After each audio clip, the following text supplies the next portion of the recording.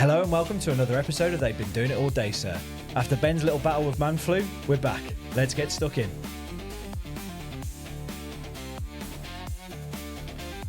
How's your week been, mate? Yeah. Oh, actually, how's your fortnight been? How's your fortnight been? Yeah, it's been really good, mate. American football season's back in the sense of coaching, back coaching the women's flag side of things. Other than that, been pretty much same old. We saw Manly beat the Wars. Feels like forever ago. A while ago. But yeah, what about yourself? I've never been as ill as I was last week. So we usually record on a Tuesday, and on Monday I was like, I don't know if I'm going to be able to do this. And yeah, I had a high temperature, I had a fever, my whole body ached. Yeah. And then to top it off, I had a throat infection as well. So still getting over that, been on antibiotics. But I tell you what, how nice is it that the weather's starting to change as well? Lovely. The warmth in the air, the just being able to doss about in shorts and not feel cold. Houses aren't cold in the evening as well. Just makes such a difference to your mood as well, massively. And then on lunch, I'm able to bowl around Pyrmont, around up to sort of Barangaroo. Lovely bit of sun down by the wharf. It's a lovely way to spend an hour in at work. So it makes you want to get outside as well. Like it makes you actually want to go hugely. walk, actually get moving rather than it being freezing cold. So we moan a lot about we moan about everything, how cold it is, and how cold it has been. But when it starts to turn after those 3 months of the depths of the winter, it's incredible. It's nice. And summer soccer's kicked off for the young kids as well. So the first game of that today. Son got man of the match, so love that. Few good saves. Bosh. But we've got a lot to catch up on. We've got a lot of stuff that we missed last week, but some breaking news that we watched literally just before we started recording was that Victor Radley has been handed a 10-match suspension for his role in the Brandon Smith saga. And I think the thing that we just listened to as well, that's unpaid. Yep. And they equates to about $120,000, the biggest ban and fine ever been handed down. And you said something quite interesting. What was it? That it's absolutely mad that he's been given this suspension for just wanting to get some drugs, while Ezra Mam, again, where we revert back to it, nearly killed a family high in a car. And what was it, 4 games? 9. It was 9. 9. So, you know, there's teams. I know it's a little bit different because the Roosters have done this. And Nick Politis came out and said we have a zero tolerance for drugs, but yeah, I don't know what to make of it, to be honest. There's what Adokar got done for 5 games. Yeah. I suppose he lost left the Bulldogs, found at Parramatta, had 5 games. There's just it just seems to be making it up as you go along with some of the teams. Don't get me wrong, it's absolutely horrendous. Like, he's not the first player to get caught doing drugs though, so it's like, where do you sort of balance it out? And one thing I can confirm is that he won't be the last player either. I think it's pretty excessive. I know they want to send a message. Like, obviously the Roosters want to send a message and say we don't accept that around here. But first off, they've got no proof that he actually took the drugs. Like, there was a load of text messages exchanged between him and Brandon Smith. Is there proof that he actually took the drugs, or he was going to give it to someone else? And then, where have they plucked 10 games from? Like, where have they plucked that from? And on the other hand as well, Brandon Smith, I know his stuff's going through court and stuff at the moment, but all he did was text someone. Again, no, I don't think there's anything. He didn't supply the drugs. He just gave a number. And then they're talking about the betting scandal as well, in which you can get that information freely. The controversy is that the odds thought he was not starting or not named, and then he got named, and a few people lumped on. But I think it's being taken. It's a storm in a teacup. I think they're blowing a lot of it out of the water. But yeah, that broke today. So, but I suppose in the hiatus, for those of you that are new to the channel, please make sure you hit that like and subscribe button.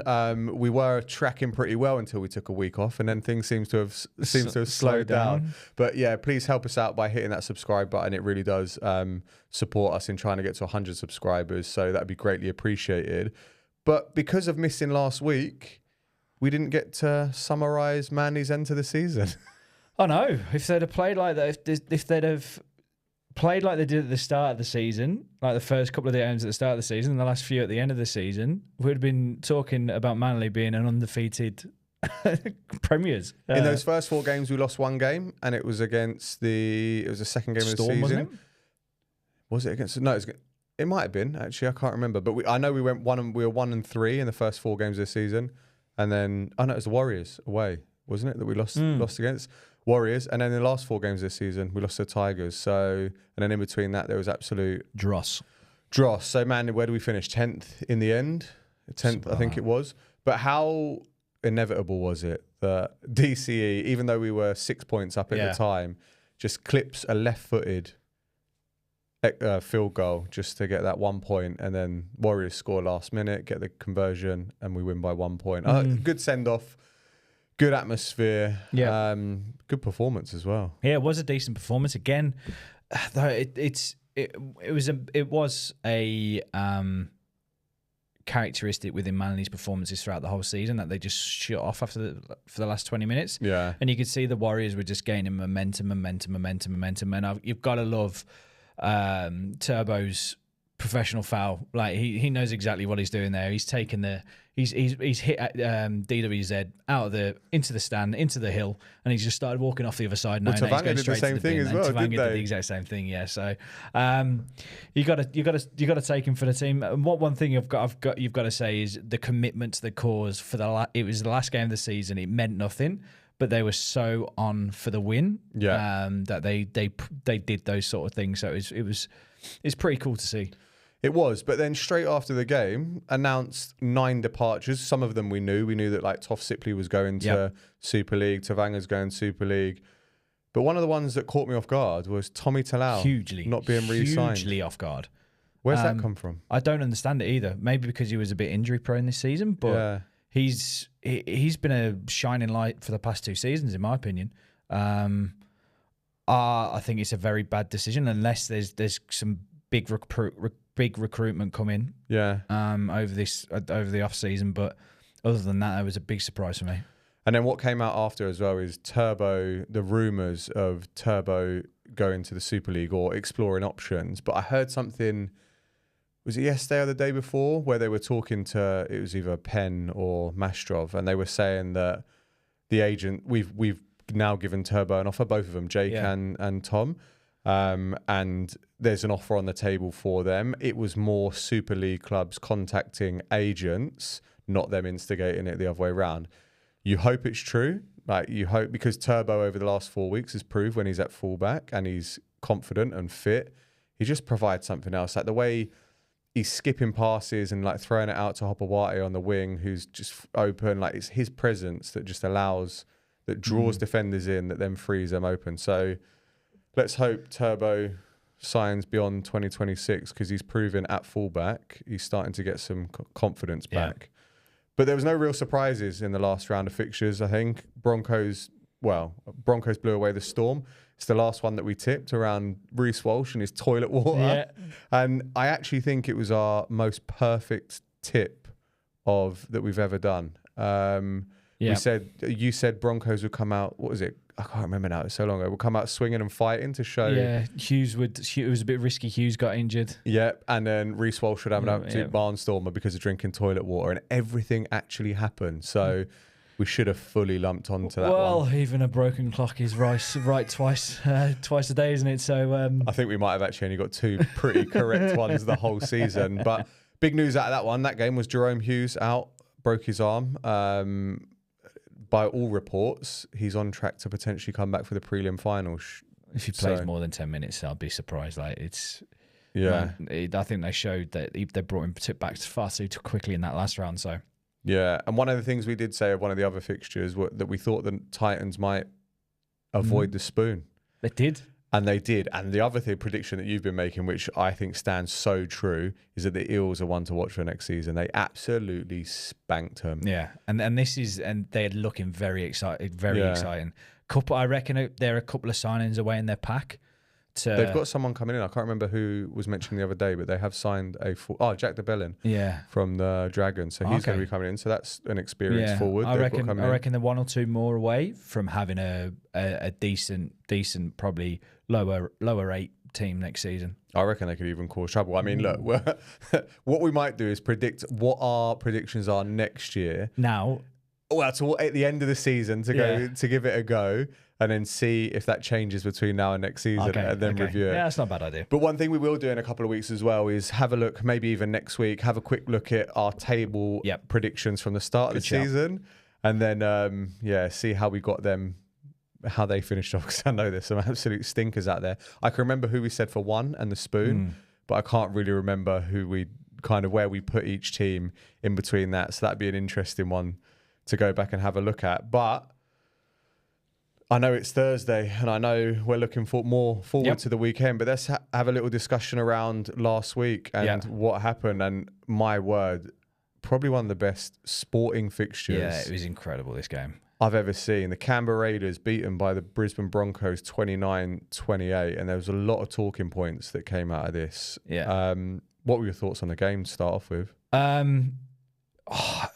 The two half Raiders sort of has it come to bite them in a little bit of a butt in this game with there was about 15 minutes left or 20 minutes I think it was to go, and when Walsh came back on and when he came back on, apologies. I think they were 15 points down or something like that, and he just ripped it a new one. What do you reckon about the headbutt? He should have been off the field. You're setting a precedent there, man. I know it's a very soft headbutt and it's not like a doink, but you know, you can't be throwing your head into someone else's and let it be okayed. The absolute outrage of it is, how did Hudson Young get sent to the bin as well? Like Ashley Klein, all about me.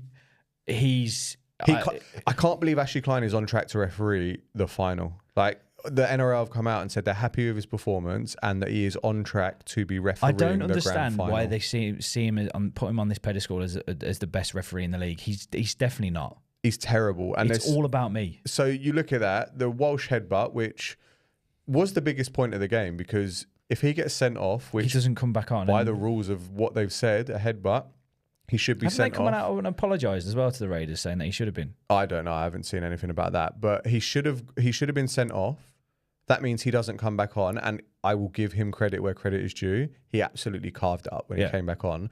But was that because towards the latter end of the game, where the Raiders have been putting everything on the line, tired legs, tired players, he's just been able to run around, find the space. Shibasaki gets in for one because Reece Walsh has carved it up.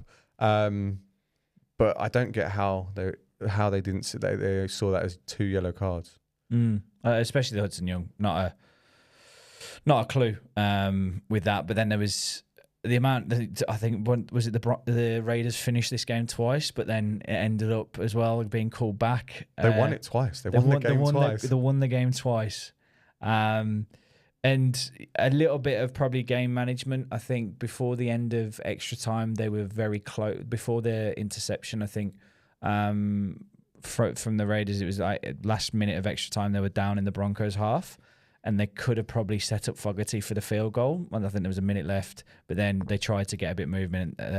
Someone intercepted it for the Broncos, ran it up, and then it went into to golden points. So I think there was a little bit of game management there. And this is where the experience of finals footy, I reckon, for the Raiders comes in. Having a younger team, they may, like, more experience. Like, you think about Cleary and the Panthers, they would have 100% set up for the field goal no matter what. And I think it was Hudson Young who took it too far out, and then tried to come back the other way, and then that's when the intercept happened. But another huge one to come out of this game, and I don't see how this wasn't a red card either, was Paddy Carrigan's hit on Morgan Smithies. He nearly took his head off. It's ridiculous.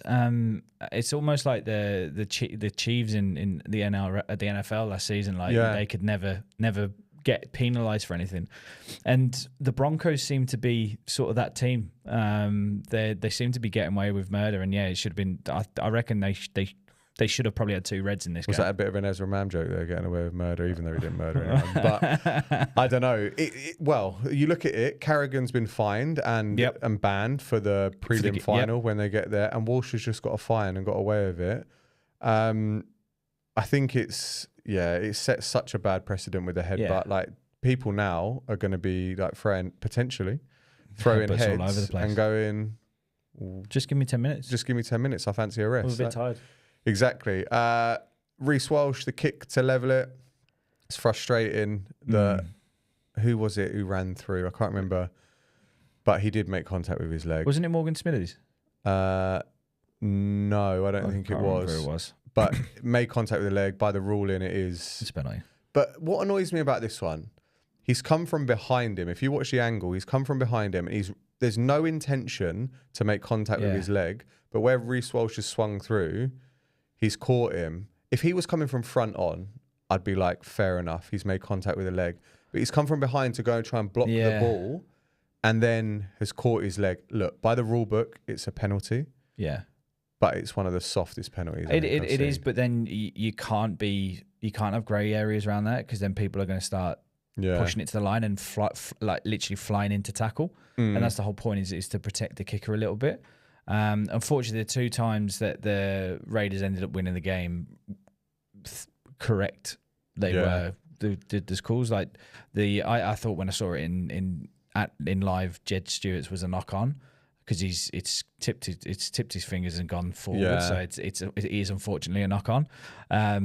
And then by the luckiest of fucking drop goals by Ben Hunt.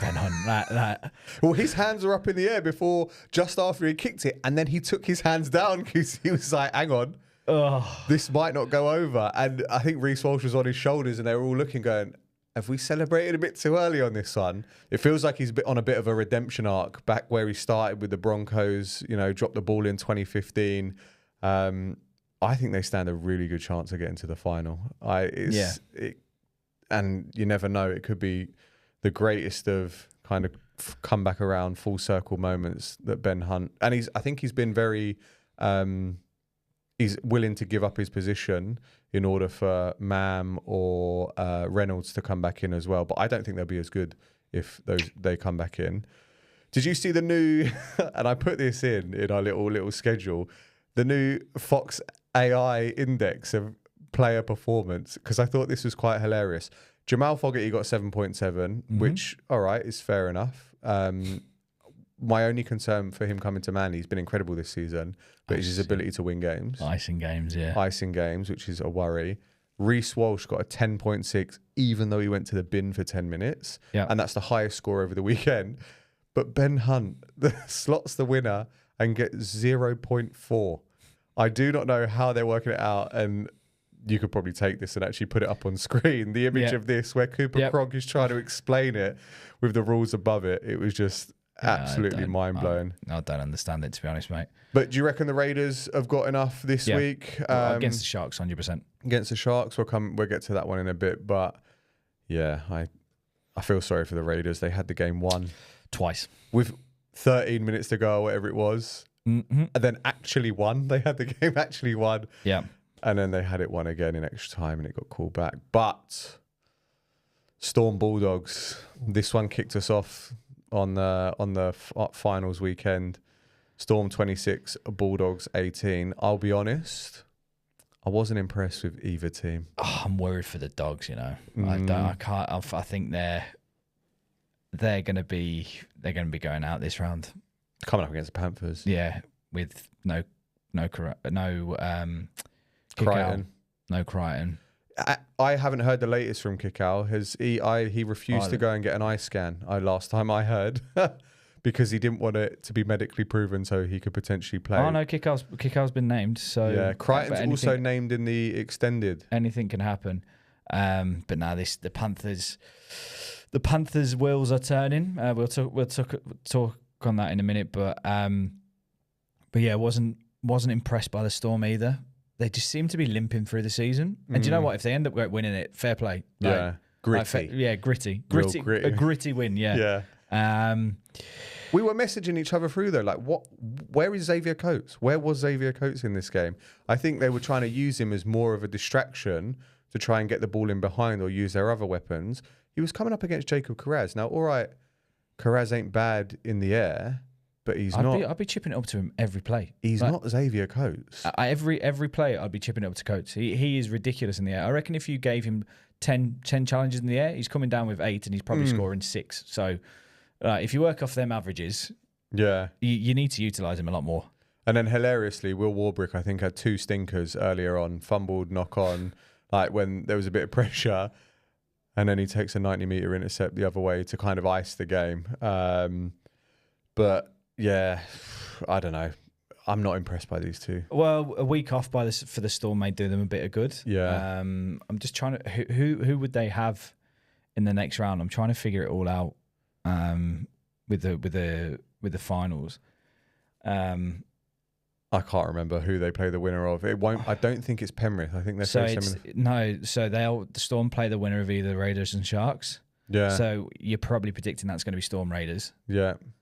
Ooh, that could be tough. And then the Broncos have got Panthers or Dogs. The last 3 games of the season, I think, are going to be the hardest to predict out of all of them. But I tell you who did look good at centre, and I know he won a title with the Panthers at centre, but Matty Burton. He's a good player. You know? Second half, he was a different animal. Like, runs hard with the ball. Yeah. And he draws players to him. The only issue with him moving to the centre is then you take that ability to field goal, drop goal. And I think that's what cost them, because Warbrick then intercepted and went the other way. They didn't have the ability to set up for that 2 points. It would have been obvious, like him moving from, I think he was playing left edge, to then coming back in the middle. They'd have been like, right, we're just going to send the house to try and block it. He's almost Latrell Mitchell-esque, isn't he? Yeah. Very similar in that sense of when he's in the centres, he can cause damage, and play him at the halves, play him at fullback. But yeah, I can't really see much from the Dogs now, unfortunately. Nah, the injuries are going to kill him. But one player that did come out of this as well for the Storm with absolute glowing was Jonah Pezzett. He came out of nowhere, hit a 40-20 that they then scored from, and absolutely swung momentum for them. So I read something somewhere that he's exploring his options for other teams. Okay. He'll make a good he'll be a good signing somewhere. Signing for somewhere. But next, the Roosters Sharks. This came out of nowhere for me. Everyone expected the Roosters to win. Yeah, so did I. Obviously, Sharks turned them over 20-10, and this was a big battle of the number 5s. Big Marky Mark up against Ronaldo Mulitalo. It's a very even contest, but who do you reckon came out on top?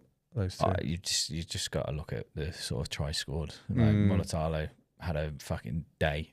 He did. And that's the thing is, Big Marky Mark has been incredible all season. Mulitalo's been sort of highs and lows throughout the season. Yeah. And it's how you perform in the big games, so to speak. And Mulitalo decided to turn up and ripped the Roosters a sort of a new one in that sense. He did, and verbally, I think it was either before or after the game, he was absolutely ripping into the people that had written them off.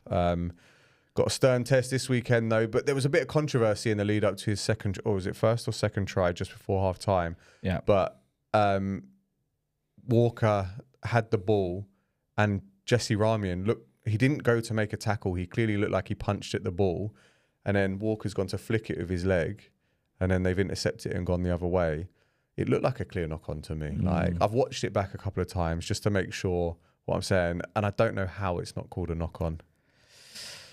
Yeah, I suppose within tackling motions, I think it's really difficult to see whose hands do what. Like, don't forget, they don't have the ability to be able to. Oh no, they do for knock-ons, but it's because they can't. Then the bunker can't come in and replay it. And also, did they go straight up the other end and score? They did, because they went down that sideline, and then I think it was maybe one tackle. So that's a big thing, is because that one tackle then doesn't get stops the review. So if they'd have gone up to the other end and scored, they would have probably gone back to that and reviewed it. Because I remember them whipping it across, and Mulitalo gets the ball, and I think it might even be Victor Radley that comes across and just slips, and then he cuts back on the inside and scores. But for me, the Roosters just weren't clinical enough. They made a lot of errors. They weren't as Billy Smith made silly mistakes, throwing it into touch late on when they're in decent position. It felt like they just didn't click in the final like they have done in previous weeks. Shame to see them out, I must admit. Like, I thought they were going to be a team that stood a chance from 8th spot. They could have caused anyone a problem. But Sharks just remind me of Arsenal. I don't know why. They just remind me of them. No one really likes them. Well, it feels like to me, no one really likes them. but they're just all right. Like they just get it done. They just get it done, don't they? Like I look at Arsenal in the Champions League this week, and they just get it done. Just won. Like nothing spectacular. Didn't look amazing. Big game against the Raiders though, and they have to be on top form. They have to be the Sharks that look like a top 4 team to be able to beat the Raiders. Because I think the Raiders are going to come out swinging and going to have a chip on their shoulder. Yeah, switch codes a little bit. Australia obviously have done well in rugby union in the what is it, the Super Championship? Is that what it's called? Just the Rugby Championship. Rugby Championship. They've won one, lost one against both South Africa and Argentina, but very unlucky against Argentina not to come back, but also very lucky to win the first one. But Suali's made a massive impact on... Big Mark Mark's going back to rugby union. He's going to be playing in the 2027 World Cup. There's talks about like they haven't got the money for it and there's no way they can afford his contract, but the British and Irish Lions tour got them out of debt and they're now 30 million or whatever in the plus. So they've got the cash there. Will we see him Roosters next year? Yes. But at the end of the season, I don't know. I'm not sure. I definitely think he should go on the Kangaroos tour. He should be playing international league. Like he's a international player. He is indeed. But the final game that we review of the weekend, for me, it was a one-sided game. Like the scoreline doesn't reflect it and didn't reflect it up to a point. But the Warriors couldn't get it done at home against the Penrith Panthers, 24-8. There were scenes from the opening kickoff of Moses Leota and James Fisher-Harris going at it. That was always going to happen. They ran into each other pretty hard and it got spicy early on. I think there was a scrum that, I don't know, there was a penalty from it and then you turn around and they're both kicking off. But bit of an underwhelming game. Panthers just ran away with it, really. Yeah, and this is the thing, it's the finals. Panthers are starting to turn up, isn't it? It's one of those, it's starting to see the name in headlights again, and we'll be at the game to watch it. So it'd be just a typical Panthers thing, isn't it, to have an absolutely half-hearted season to then go and win the whole thing. But it's quite amusing. We were having a conversation with one of our WARS friends after we were after the Manly game, weren't we? He was going, who are you playing next week? Who are you playing next week, Manly? And we're now both playing the same person next week. I know. It's like one of that. The Warriors have achieved the exact same as the Knights. If you want to look at it, I think I saved myself some cash from that as well, predicting that $5. $5 exactly. It could have been 15, could have been 5, could have been 0, and I got away with 0. But I tell you what, one moment in this, I think highlights the kind of Penrith 5 in a row bounce. Is when Cleary boots the ball down the middle of the field. The two returners have split. And it's just bounced back towards the Panthers. I can't remember who picked it up, but it was clearly a forward pass. Yeah, it was hugely forward. Yeah, and it was Toto that then got the ball. Dummy pumps it around the back and gives it to just McLean, and he just goes over. And to me, that screams that the rub of the green, the winning the lot, the rub of the green is going their way. So, and then Toto obviously intercepts one at the end and takes it to the house. I think this scoreline, the closeness of the game, kind of flattered the Warriors a bit. I think the Panthers have still got another gear to. Yeah, massively, and huge game against the Bulldogs. I think they're going to just run over the Dogs as well. So what that leaves us with, we have the Broncos and Storm on a bye. Which is big, which is big for those two teams. And then Storm await the winner of the Raiders and the Sharks, and the Broncos await the winner of the Dogs and the Panthers. So let's get into tipping how we think each of those are going to go. Let's start. Which game's up first? Raiders, Sharks. Raiders against the Sharks. Let's get the odds up on this one. Raiders, $1.57. This is in Canberra as well, so they're going to have the old crowd behind them, the Canberra crowd behind them, Viking claps galore. The Canberra Raiders, $1.57 against the Cronulla Sharks, $2.42. I'm going for the Raiders. I think they're going to be on a bounce back from last week. They're going to have a chip on their shoulder. They're going to come out flying, and I think they're going to put a score up on the Sharks. Yeah. Saying that is what I firmly believe. There is a little voice in the back of my head going, was the game against the Broncos too much? And it's taking it out of them. Yeah. And are they going to stumble against this Sharks team? But my overarching thought process is that they're going to run away with it. I heard something interesting on the radio earlier. Triple M I was listening to on the way to wherever I was going. I can't even remember. But it was Aaron Woods speaking on the radio about what he'd heard from the Canberra Awards night, which was the day after that game. And he got asked a question about to Ricky Stewart. Ricky Stewart, sorry, got asked a question about obviously tough loss yesterday. How you doing now? And he referenced Hudson Young's phone call in Las Vegas at 5 a.m. to say that he's in trouble, more concerning and worrying than what he saw yesterday. And like I said, Aaron Woods was saying, it's a change of mentality from Ricky Stewart. Like, he's not blowing up and blaming others, and he's going almost giving the impression of, boys, don't worry about it. Like, we've lost a tight one in which, a few decisions didn't go our way, but we've got the quality to be up there. And for that reason, I reckon he would have taken the foot off the gas in terms of training this week and focused on resting everyone up and getting ready. I think the Raiders are going to blow them out of the water. I think the Raiders are going to beat the Sharks pretty comfortably and set up a prelim against the Storm. Ooh. And then the second game on the Sunday, we've got the Bulldogs at $3.34 against the Panthers at $1.33 at the Accor Stadium. If this stadium sells out, the Dogs have a big following. Is that going to be a factor in this game? Well, they said last year when they played Manly at Accor, they turned up in numbers, and that was for a qualifying final, or elimination final. So they lost and they were out. This time for a, what's this one called? What's this round called? The prelim final? No, the prelim's the one before. Oh no, the semi-final's the one before. I think it's a prelim. I don't even know what the names of them are called. It's so complicated. But I reckon they're going to have some serious numbers at this game. I think there could be 70, 75,000 at this game. Do I think the crowd are going to make a difference? Initially, I do. I think there's going to be a big hype up around they're G'd up. They're going to want to put on a performance. Mm-hmm. But I think over time, having no Crichton, if Kickout is fit, I think the Penrith Panthers are gonna get to a semi-final and look like they're going to go potentially for 5 in a row. So, I'm going to tip the Penrith Panthers in this one. Yeah, and I also think I reckon the Panthers are going to have a following around them as well. I don't think it's just going to be... You're going to see a lot of black in that in that sea of blue and white. So, but yeah, it's the Panthers finals team that are starting to click and going through the motions. So you'd be stupid to bet against them. So I'm going to go for the Panthers. Yeah, so, obviously review these ones next week. We're going to film a bit earlier next week as well. So, going to film on the Monday, get them reviews in, get them opinions of how it went, and see if we're sitting here with egg on our face, as we always say. But be sure to hit that subscribe button to make sure you're alerted to when that one gets released. But we've mentioned it previously. We got a few different sporting events that happened to recap. The Rugby Championship couldn't get any closer. No, everyone's 1-1 and 1-2 and lost 1-2 and lost 2. Resurgence of Australian rugby, big time.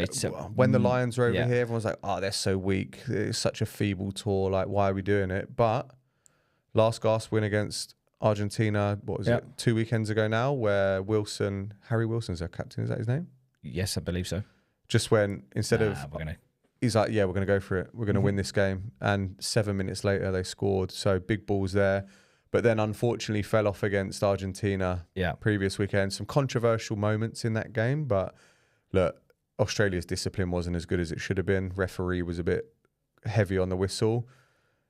They just couldn't finish it at the end. But Suoli, when he gets the ball in his hand, he's something else. He's dirty. He's ridiculous. But I believe there is a massive resurgence. They've got New Zealand, I think, here or in NZ, have they got them? Over there, Eden Park to start off with, and then they go over to Perth. It's two big games to play. Bledisloe Cup, first time, the first time in a while that they could actually win it. So it'd be interesting because New Zealand obviously coming off an absolute spanking about South Africa, who just haven't seemed to got going. Like, there's glimpses of an unreal South African team, and then they're not glimpses of it, and then Argentina are just in the back going, you know what, boys? Could Argentina sneak it? We're just going to carry on playing. Like, if they put in 2 solid performances against South Africa, because one of them's at Twickenham, I think, and the other's in Durban. Second one's at Twickenham, the first one's in Durban, I think. If they, do you know what? They could put 2 cheeky, sneaky performances in. Imagine if they come out and win it. That'd be unreal. It'll be nuts. Like that just goes to show what can happen in 20 years of and also how close Southern Hemisphere world rugby is at the moment. Yeah, the Rugby World Cup in 2027 will be if Australia carry on the trajectory they are, get a few more names. Rumours are Angus Crichton might go back to rugby as well. I think Australia could be within a shout. South Africa stay as powerful as they are. France, you've still got. Could be in for a real good World Cup. So, we'll keep an eye out on that one. Talking about World Cups, though, something we haven't mentioned for the girls back home. Very true. The Red Roses are absolutely flying for this World Cup at it's this only Canada that are going to cause them problems, right? And I reckon, and that's what I was just about to say, is I reckon Canada are going to roll over New Zealand. Yeah. And it's going to be an England-Canada final. And don't like to do it and hate to bet against him, but Canada are looking very good. I haven't seen much of them. I've just seen us piling points on absolutely everyone. And there was a bit of outrage against Australia. Like we had a tight first half and then just blew them away in the second half. But I suppose that's a little bit of a disappointment and it's not more competitive. Yeah. But when you get to these rounds of fixtures now, semi-final and final, that's where you see the elite teams rise to the top. And hopefully these games will be closer.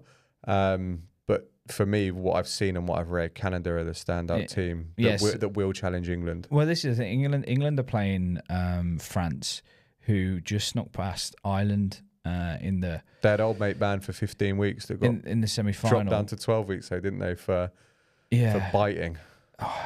And I can't remember who did England play? I don't think England played for Ireland, but yeah, it's the Canada have been, I think, the biggest surprises from this World Cup. And yeah, it'd be good to see another team in there apart from me. I think the last World Cup final was England New Zealand. I think New Zealand won in the last few minutes. But no, good on them. Absolutely flying for it. Yeah, fair play to them. On to another English team that is, not as successful as the women's rugby team, but the English cricket team, since we last recorded, I don't know how this has happened, but they've played a T20 series, a one-day series, and the T20 series against South Africa, and both have been... So many runs. So South Africa won the first 2 one-days convincingly. Yeah. And one of them, I think England were absolutely terrible in. But then in the third one, which I got the feeling that South Africa took their foot off the pedal, but England went out and absolutely smashed a record performance, winning by 342 runs, 414, and then bowling South Africa out for 72. That is nuts. But was South Africa already in? I'm thinking about the T20s. Yeah. You look at the T20s. The first one was stupid because it was just like Duckworth-Lewis took over. Didn't South Africa play 9 overs and England played 5? Something ridiculous. England needed 70 odd off 5 overs or something daft. Yeah. But then in the second game, England scored a one-day score in 20 overs. What was it, 304, which is ridiculous. Mad.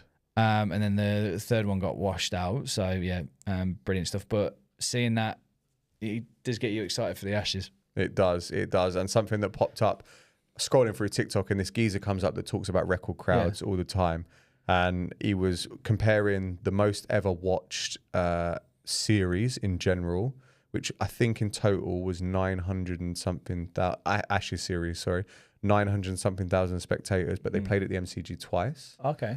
And this could be the first Ashes series that, if all goes well, eclipses over 1 million spectators attending. If tests go 5 days, which I feel they might. And he even went look, on day 5 we'll get half crowds for those. So I reckon there's an opportunity for that. But you look at ticket availability, all 3 days for most tests, but Melbourne's a weird one. It's actually the second day there's still tickets available, but I suppose it's because there's 100,000 people that can fit in. And it's also the day after Boxing Day, so very true. A few people would be hanging as well, but tickets are difficult to get for 1 to 3 days. Fortunate enough that we're going to day 1 and 3 in Sydney. My mum's coming over there and she's looking to book flights, so I've got to make sure that we don't book the flights for the first day of the test, or she doesn't. So I got a phone call with her to make sure that we miss that one. But yeah, that's flying around. When's that? What are we in now? September, October, November. 2 months. It starts November the 21st. I think I saw. Onto the there was definitely Formula One, but we'll go into the football. How Birmingham been going for the last 2 weeks? No, we're avoiding it. No. As the reality of the championship kicked in. Yeah, massively. A couple of 1-0 losses, I think it was. against Stoke and who did we play before Stoke?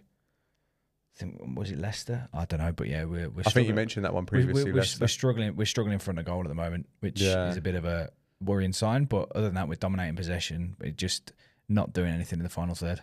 Yeah, Wrexham aren't doing too good though either, are they? Don't care about Wrexham. Both promoted teams not doing great. Chelsea. What happened last time? 1-0 win over Fulham, which I think I mentioned. Then we drew 2-2 against Brentford. Controversy around maybe a bit of an offside goal, and then played Bayern Munich this morning. Lost 3-1.